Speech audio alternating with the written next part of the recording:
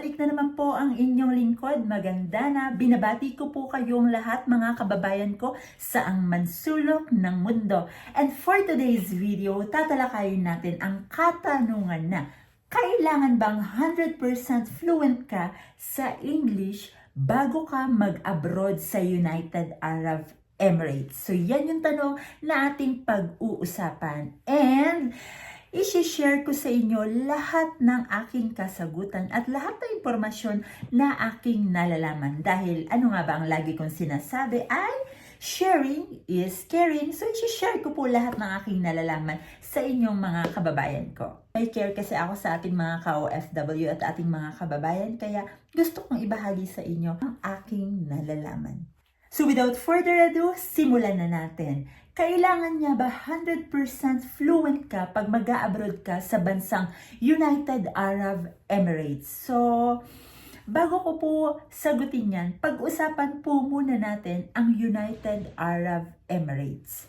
Hindi naman po lingid sa ating kaalaman na ang UAE is an Arabic country. So, ang official language po sa UAE ay Arabic. At dahil po sa mga immigrant worker at mga tourist people, kaya kailangan nating magsalita ng English para po magkaintindihan tayo. So yung tanong, kailangan ba 100% fluent ka sa English pag magtatrabaho ka sa United Arab Emirates? May dalawa po akong kasagutan dyan, ang yes and no. So i-discuss muna natin ang yes. So yes po, kung kayo po ay magtatrabaho as a teacher and as a call center. Hindi naman po lingid sa ating kaalaman, pag kayo po ay magtatrabaho as a teacher sa ibang bansa, ang number one requirement po sa mga teacher is you can speak fluent English. Di po ba?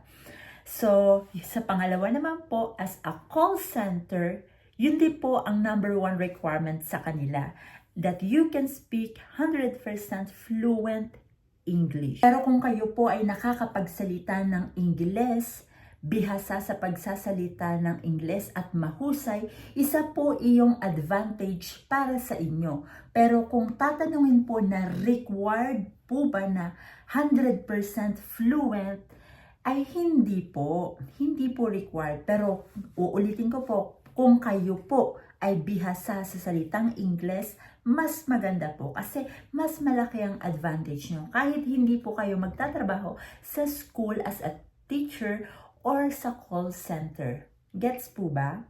Madako naman po tayo sa kasagutan na no. No po kasi hindi naman po required na 100% fluent ka with a good grammar, with the beautiful accent. Katulad ng mga English country na may mga accent, hindi po yun nire-required. Pero uulitin ko nga po, kung mahusay po kayo sa pagsasalita ng Ingles, isa po yung advantage. Pero kung ang tanong ay required ba ang 100%, no po, hindi po siya required.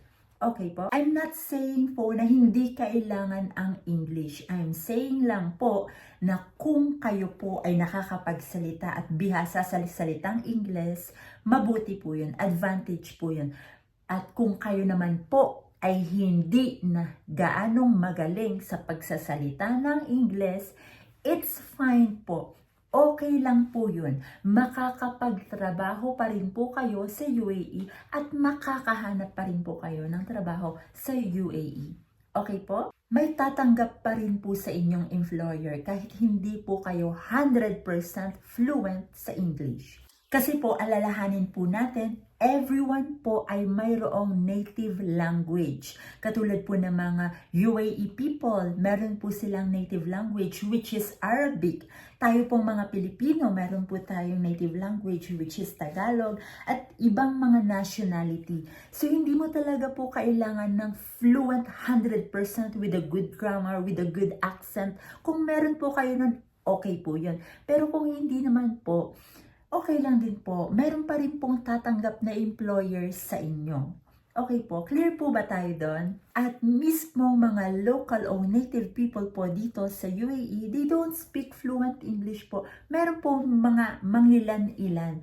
Pero dito po sa UAE, kahit wala po, kahit yung grammar nyo hindi perfect, okay lang po yan. Okay na okay po yan. At yun lamang po for today's video. Maraming salamat po mga ka-OFW at mga kababayan ko.